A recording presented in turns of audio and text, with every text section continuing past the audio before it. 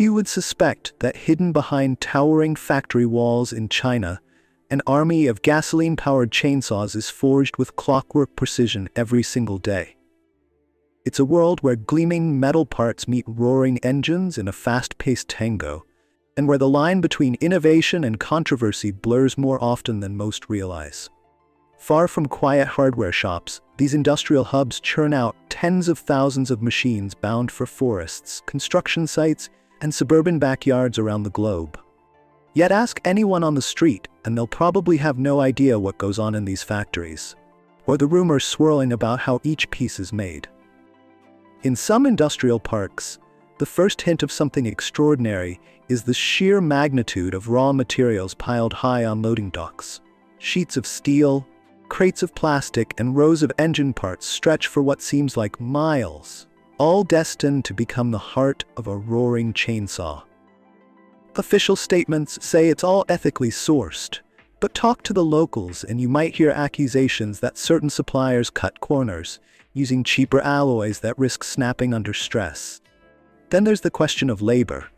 Some claim that workers put in extreme hours, doing repetitive tasks in searing heat to keep the assembly lines moving. Others argue that advanced robotics have taken over the harshest jobs. Whichever story you believe, these towering stockpiles of components signal that a whirlwind of production is about to unfold. When you step through the factory doors, it's as if you've entered a meticulously choreographed dance. Conveyor belts snake in every direction, each carrying specialized parts to the next station. Workers in matching uniforms oversee tasks like drilling, welding, and calibrating. Sleek robotic arms swivel on their bases to lift heavy components or rivet them in place with unerring accuracy. Music sometimes plays softly in the background, but it's quickly drowned out by the steady hum of machinery. Supervisors in glass-paneled offices keep watch, ready to stop the line at any moment if they suspect even a minor defect. In many ways, it's a testament to modern manufacturing at its most efficient, but that doesn't mean there aren't whispered concerns about how easily a single glitch could bring the entire system crashing down. The engine block forms the core of each chainsaw, and forging one is a mesmerizing spectacle in itself. Metal ingots melt in furnaces, streaming out as molten liquid into cast molds. Dramatic sparks shoot up as the superheated metal cools, and huge fans drone overhead to keep temperatures bearable. Once hardened, the blocks roll into an inspection area, illuminated by fluorescent lights so intense they reflect off every scratch and surface imperfection. Some machines have sensors that can detect microscopic cracks, but human inspectors still rely on keen eyesight and a sense of touch to find flaws a camera might miss. Stories circulate that some factories skip these labor-intensive checks on lower-end models, either to cut costs or push more units out the door. Critics say that's a recipe for disaster, especially when these chainsaws end up slicing through thick trunks under intense load. Before the parts even reach assembly, entire teams handle tasks that many outsiders never see. There's the group polishing chain links to ensure they glide flawlessly around the bar, the shift dedicated to mixing specialized polymers for durable, high-heat plastic housings, and the workers who calibrate tiny carburetors that regulate fuel flow. No step is trivial. A single error could lead to a chain snapping at full throttle or an engine seizing in the middle of a job. Advocates of these factories argue that they represent the pinnacle of mass production know-how, employing rigorous safety checks at each stage. Skeptics, however, insist that for every top-tier facility, there's another skirting regulations, trusting that global markets will snap up cheap products without asking too many questions. Conflicting narratives swirl, and even insiders admit it's not always easy to distinguish the truly diligent from the dangerously negligent. Brand knockoffs add yet another layer of drama. Walk through certain production floors, and you might see designs uncannily similar to well-known Western brands, just lacking the original logos. Some claim these are authorized OEM lines, perfectly legal because the overseas companies outsource manufacturing here. Others suggest a more dubious arrangement, where unscrupulous operators run clandestine shifts after hours, using leftover parts to assemble clones that look almost identical to legit models. While official policies prohibit this, rumors abound that a thriving gray market sells these chainsaws at rock-bottom prices, occasionally leading to heated disputes with big-name corporations. No wonder export records can be murky. Labeling, branding, and final destination might shift depending on who's asking. The global appetite for these machines is enormous. From American forestry crews who need cost-effective gear to small-scale farmers in Africa who rely on chainsaws for clearing land, demand keeps ramping up. Some large orders come from government projects tasked with infrastructure expansion or post-disaster cleanup. In a single day, thousands of saws might exit the shipping dock, bound for far-flung corners of the planet. Some point to this scale as proof that Chinese factories have cracked the secret of delivering reliable products at affordable prices. Others whisper that these volumes are made possible by the occasional corner cutting or product doping with subpar components. Ask any trade official about it, and you'll likely hear the same refrain. No comment, or a carefully worded statement praising the virtues of market competition. In the midst of this volume-driven frenzy, human stories emerge. Some lines are staffed by seasoned technicians who take immense pride in their craft. They talk of perfect engine tuning as if it's an art form, devoting themselves to that subtle mechanical hum that tells them a chainsaw is balanced just right. They share tips on forging seamless chain links or achieving the ideal tension that won't slip under stress. Others are newcomers who migrated from distant provinces, lured by the promise of stable wages. They might have minimal technical background, learning on the job under intense pressure to meet quotas. Over coffee breaks, they swap tales of cramped dorm living, factory life, and the hope that a few more paychecks might help them open their own small business or send their children to better schools. Amid the clamor of machines, these personal ambitions are easy to overlook. Testing each completed chainsaw is a high-stakes ritual. Workers in ear protection stand in front of test stations, pulling starter cords to fire up fresh from the line units. Smoke and a pungent whiff of burning fuel fill the air as the engine roars to life. Sensors measure vibrations and rotational speeds, while watchers time how quickly the chain can slice through a standardized block of wood.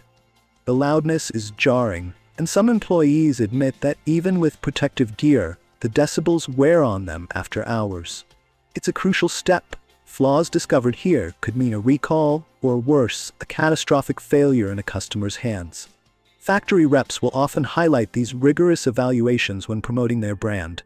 Yet a few critics point to anecdotal accounts of saws being shipped out untested if time or resources run short. Whether that's a widespread issue or a few isolated incidents is anyone's guess. No conversation about chainsaws is complete without acknowledging environmental and safety questions. In regions grappling with illegal logging, easy access to cheap saws can be a double-edged sword. Some fear that the factories pumping out thousands of units daily might unwittingly aid destructive deforestation, especially if unscrupulous loggers snatch up machines in bulk. Others argue that reliable equipment is necessary for sustainable forestry, enabling more efficient management and less waste. From an internal perspective, factories also face pressure to reduce emissions and adopt cleaner technologies. A few are experimenting with catalytic converters or specialized mufflers, though critics note these features are often reserved for higher-end models aimed at wealthier markets. Cheaper versions that dominate sales might not meet stricter environmental standards, resulting in higher pollution levels and fueling fresh debate over corporate responsibility. Accusations have surfaced about questionable worker safety practices, too. Some facilities proudly display posters about hazard training and require employees to wear protective gloves and goggles. They talk of frequent drills and advanced ventilation systems designed to capture fumes from engine testing. But rumors persist that less reputable factories skip crucial safety gear to save money, leaving employees vulnerable to burns, cuts, or inhalation of noxious fumes. Occasional news stories highlight incidents of injuries or near misses, fueling calls for tighter oversight. Whether the government is stepping up enforcement or turning a blind eye depends on who you ask.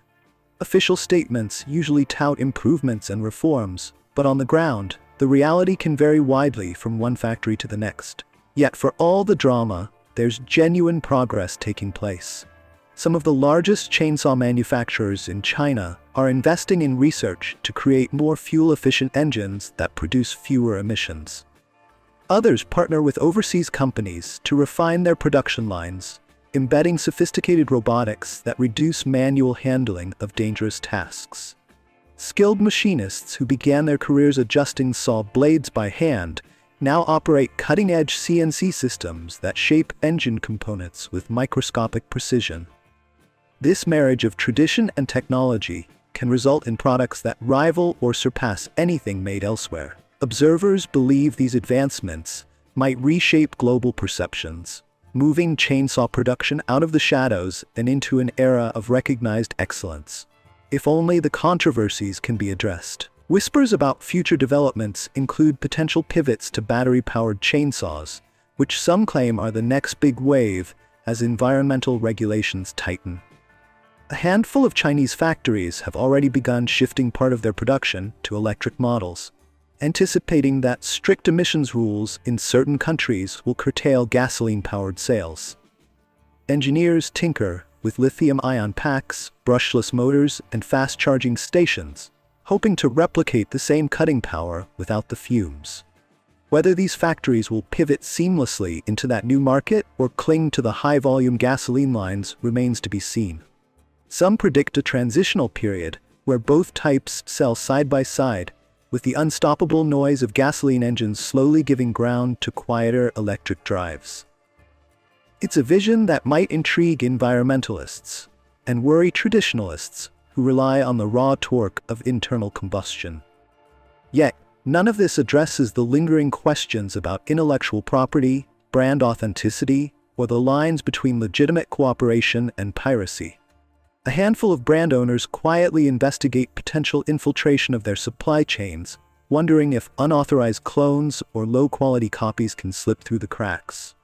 Meanwhile, well-established Chinese factories protest they've done nothing wrong, pointing to official agreements that let them produce under contract for Western labels.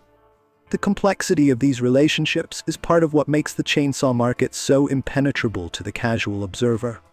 Outsiders see a finished product on a store shelf, rarely realizing the potential labyrinth of licensing deals, subcontractors, and handshake arrangements that might lie behind it. While these factories race to outproduce one another, some employees reflect on the deeper meaning of their work. One worker might feel pride in the knowledge that the chainsaw they assembled could help a small family business in Chile or Canada. Another might quietly worry about whether these saws will be used in ecologically sensitive forests. Some talk about global reach and the unity of bridging gaps between different cultures through trade. Others lament the relentless push for speed. In the swirl of motors and metal, the human element often goes unnoticed, yet it's crucial to understanding why these factories can crank out so many chainsaws year after year. But that wasn't the whole story. Step outside the main assembly hall, and you might encounter smaller satellite workshops responsible for producing spare parts. They churn out chain links, sprockets, mufflers, and plastic covers that get shipped all over the world as replacements. Local businesses sometimes flourish by specializing in a single component, forging relationships with bigger factories that need a steady supply. A few even claim they're more environmentally conscious, using recycled metals and implementing stricter emissions controls. Others, however, run leaner and riskier, ignoring certain protocols to stay competitive with cut-rate prices. The result is a vast ecosystem of supply and demand that can be baffling in its scope and complexity. The final test of any chainsaw is how it performs in the field. From logging sites in Siberia to ranches in Texas, these machines from distant Chinese factories get revved up to chew through formidable challenges. Some operators swear by them, praising their reliability and easy-to-find spare parts. Others complain about inconsistent quality or suspect some units come from lines with substandard materials. As the sawdust settles, it's clear that the truth is rarely black and white. One batch might hold up admirably for years, while another batch might break down in weeks. And so the debate lingers. Can mass production truly deliver consistent excellence, or does the push for quantity inevitably compromise quality?